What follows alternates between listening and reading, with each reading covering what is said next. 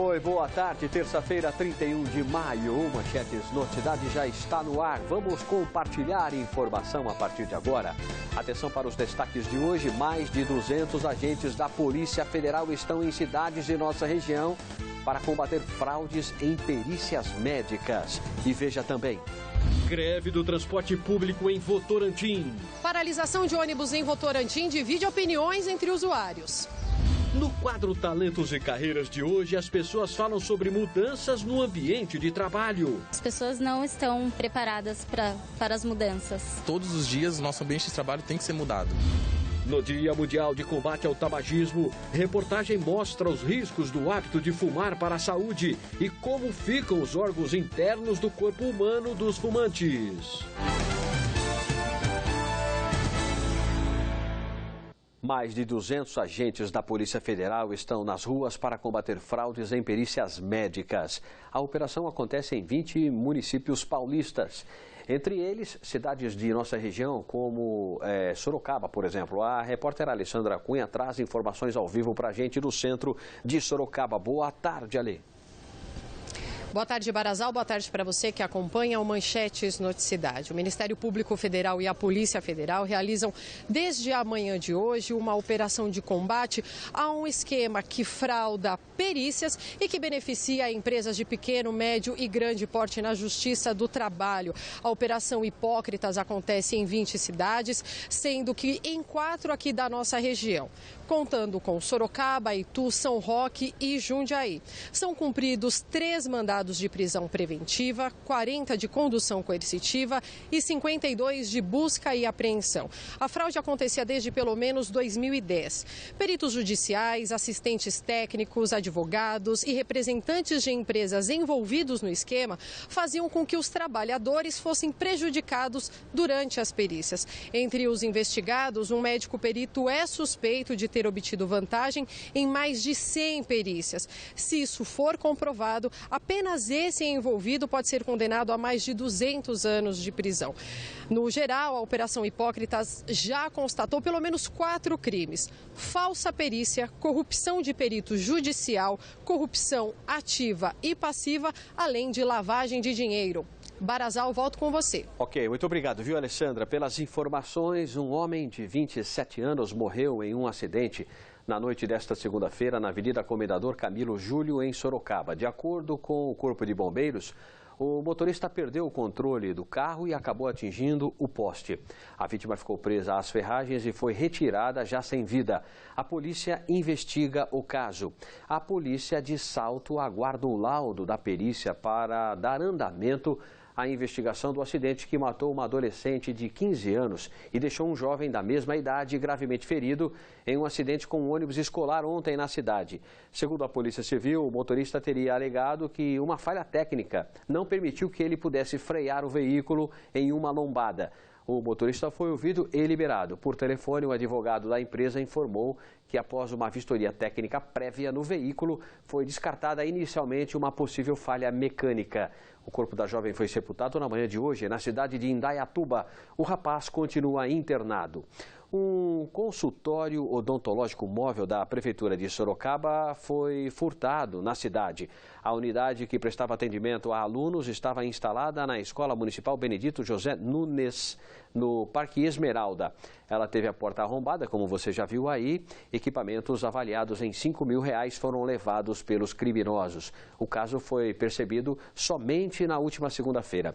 Policiais analisam imagens de uma câmera de monitoramento para chegar aos criminosos. Até o momento, ninguém foi preso. O atendimento na unidade está suspenso. Vale lembrar que a escola já sofreu ação de vândalos outras vezes. Foram estourados vidros e botijões de gás foram levados.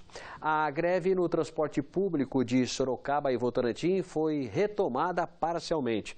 Ela está suspensa até amanhã em Sorocaba. Já em Votorantim, começou ontem à noite e hoje cedo atrapalhou a vida de muita gente. É notícia, manda pro ar. Terça-feira de frio, tempo nublado e número reduzido de ônibus em Votorantim. Logo pela manhã, as filas já podiam ser vistas no terminal da cidade. Sandro está em Votorantim de passagem. Ele mora em Caxias do Sul e foi surpreendido pela greve. Eu não moro aqui, aí eu preocuparam com as pessoas que precisam trabalhar, né? Que precisam dos horários, né? Surpresa maior foi descobrir que vai viajar de graça. Isso porque, em forma de protesto, alguns motoristas estão liberando a entrada dos passageiros sem cobrar passagem. Está pagando a passagem? Não, se lá, pode E a passagem que eu comprei? o senhor guarda para usar depois. Guardar a passagem, não sei que dia que eu volto. Aí vou vender para alguém, 3 contas, né? A Nair sabia da paralisação e saiu de casa mais cedo. Tem que resolver logo, né? Porque está prejudicando a gente, né? Que vai trabalhar, estou esperando o outro ônibus para ir lá para Tatiana, mas não vem. A população tem opiniões divididas em relação à greve. Eu não concordo. Eu acho que eles tinham que tentar sentar e conversar. Eles estão usando as armas que eles têm na mão para reivindicar um aumento. Todo mundo tem o direito de reivindicar aquilo que é necessário para si, mas fazer da maneira correta, porque prejudicar o trabalhador, prejudicar a gente que não tem nada a ver com isso, não vai melhorar nada para eles.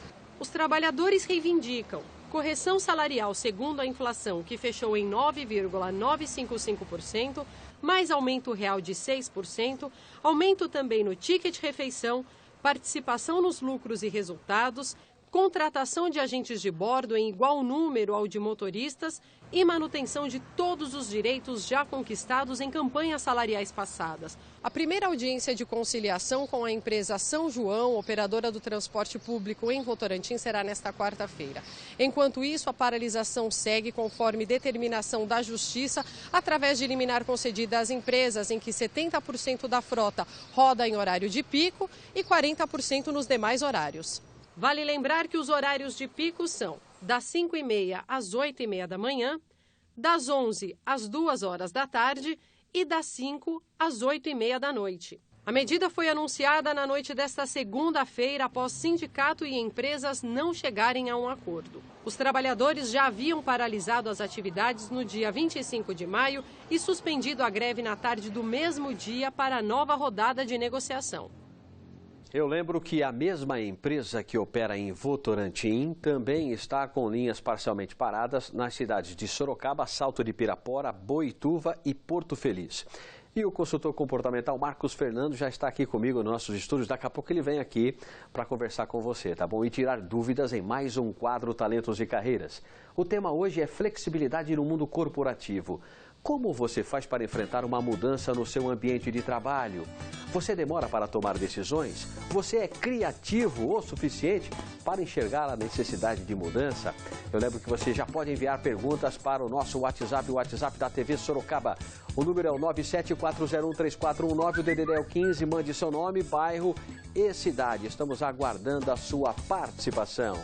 O pai do bebê de 9 meses, que mostramos ontem no Manchetes Noticidade, está detido suspeito por ter matado a criança no bairro Taboão, em São Roque. Segundo a polícia, em depoimento, o pai, que tem 18 anos, confessou o crime e disse que se descontrolou, agredindo o filho. A agressão foi percebida por um médico após familiares levarem o bebê, já sem vida, a um hospital da cidade. A mãe, uma adolescente de 16 anos, também foi detida e está na Fundação Casa. Hoje é o Dia Mundial de Combate ao Tabagismo. Você tem o hábito de fumar? Já ouviu várias vezes, com certeza, que fumar faz um grande mal à saúde. Na reportagem a seguir, a gente vai mostrar como é que fica o pulmão de um fumante. É duro ver, mas o objetivo é abrir os olhos e a mente de quem fuma. É notícia, manda pro ar. Eles fazem parte do dia a dia de 1/3 da população mundial. Cada tragada leva ao organismo do fumante 70 substâncias cancerígenas e aproximadamente 4.700 componentes tóxicos, o que um dia foi sinal de status e elegância relacionado a mulheres bonitas, hoje é um sinônimo do mal. Fumar para mim é uma perda de vida. Acaba com o pulmão da pessoa. A pessoa fica com mau hálito. Uma simples pesquisa na internet nos leva até imagens que impressionam. Pulmões de fumantes comparados ao órgão de um não fumante. A diferença é assustadora. Para tentar reduzir o consumo e principalmente conscientizar os brasileiros, desde 2002, uma lei obriga que os fabricantes estampem imagens como esta e frases contra o fumo nas embalagens de cigarro. não é o suficiente para impedir que Márcio sustente o vício.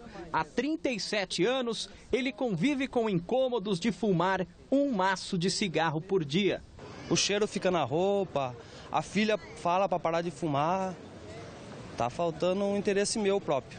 Você tem que crer em Deus, você, e ter muita força de vontade para poder se livrar de qualquer vício que seja. Essa foi a receita para afastar Hermes Elias de Moura do tabagismo que o acompanhou por 24 anos. A decisão de deixar os 7 maços diários de cigarro veio com um susto. Eu ficava muito gripado e nesse muito gripado eu cheguei a pegar uma pneumonia. Essa pneumonia me fez eu pensar e repensar. E pensei e acreditei que eu era capaz, competente, de fazer aquilo que muita gente acha que é difícil. Só que nada é impossível para quem aos 69 anos é capaz de percorrer mais de 40 quilômetros em maratonas. São dezenas de participações em corridas pelo mundo todo.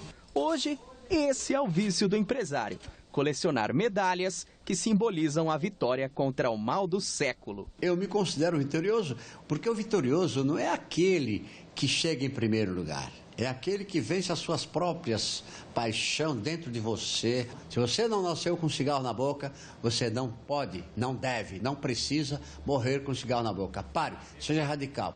É isso aí, parabéns pelo exemplo, viu? Você sabe quantas mortes podem ocorrer por causa do tabaco, por causa do cigarro? Nós vamos voltar ao centro de Sorocaba, onde está a repórter Alessandra Cunha ao vivo com esta resposta, não é mesmo, Alessandra? É isso mesmo, Barazal. E olha, os números são alarmantes, viu? O tabaco mata quase 6 milhões de pessoas em todo o mundo por ano, hein? Isso sem falar nas 600 mil pessoas que são fumantes passivos, que são aqueles que não fumam, mas que fumam por tabela, a gente costuma dizer, né? Não fumam, mas convivem com pessoas fumantes. A expectativa, né, é que, se nada for feito, até 8 milhões de pessoas podem morrer a partir de 2030 por conta do cigarro. Eu converso agora com a doutora Sônia Ferrari Peron, ela é pneumologista. Doutora Sônia, em quanto tempo um fumante pode começar a apresentar problemas respiratórios? Boa tarde. Boa tarde. Bem, existe uma continha. Em geral, são pessoas acima de 40 anos que fumam em torno de 20 cigarros por dia, o que equivale a um maço por dia, por no mínimo 20 anos. Mas, se a pessoa começar aos 30 anos e fumar 2 maços de cigarro por dia, bastam 10 anos para que ela desenvolva a doença. Agora, quais doenças estão relacionadas ao consumo do cigarro? Então, as doenças são chamadas doenças tabaco-associadas.